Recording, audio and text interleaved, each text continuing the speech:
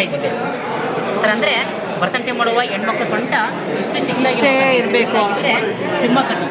ಕಟಿ ಅಂದರೆ ಸೊಂಟ ಇಷ್ಟು ಚಿಕ್ಕದಾಗಿದ್ದರೆ ಭರತನಾಟ್ಯವನ್ನು ಹೇಗೆ ಬೇಕಾದ್ರೂ ಮಾಡ್ಬೋದು ಅಂತ ಶಿಲ್ಪಿಗಳು ಬರ್ತಾರೆ ಸರ್. ಮುಖ ಮೂರನೇ ಒಂದು ಭಾಗ ನೋಡಿ, ಹಣೆ ಎಷ್ಟಿದೆ, ಮೂಗು ಕೊಳಷ್ಟೇ, ಗಲ್ಲ ಕೊಳಷ್ಟು ನೋಡಿ ಸರ್. 1/3 ಸರ್. ಉಬ್ಬಿದ್ರೆ ಉಬ್ಬು ಕಾಮನ ಬಿಲ್ಲಿನ ಆಕೃತಿಲಿದ್ದರೆ ಕಾಮಾಕ್ಷಿ ಸರ್. ಈ ಕಣ್ಣು ಮೀನಿನ ಆಕೃತಿಲಿದ್ದರೆ ಮೀನಾಕ್ಷಿ ಸರ್. ಮುಖ ಚಂದ್ರನ ಆಕೃತಿಲಿದ್ದರೆ ಚಂದ್ರಮುಖಿ ಸರ್. ಹಿಂದೆ ಏನು ಮಾಡ್ತದೆ ಅಂದರೆ ಹೆಣ್ಮಕ್ಳು ಪಾದದ ಬಲಗಾಲಿನ ಎರಡನೇ ಬೆರಳನ್ನು ನೋಡಿ ಮದುವೆ ಆಗ್ತಿದ್ರು ಸರ್. ಈ ಬೆರಳಿಗಿಂತ ಈ ಪಕ್ಕದ ಎರಡನೇ ಬೆರಳು ಸ್ವಲ್ಪ ಉದ್ದರ್ಬೇಕಾಗಿತ್ತು.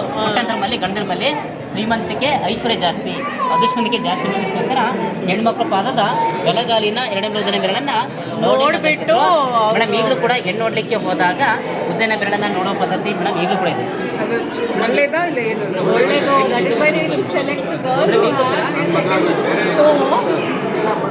ಸರ್ ಈಗಲೂ ಕೂಡ ಹೆಣ್ಣು ನೋಡಲಿಕ್ಕೆ ಹೋದ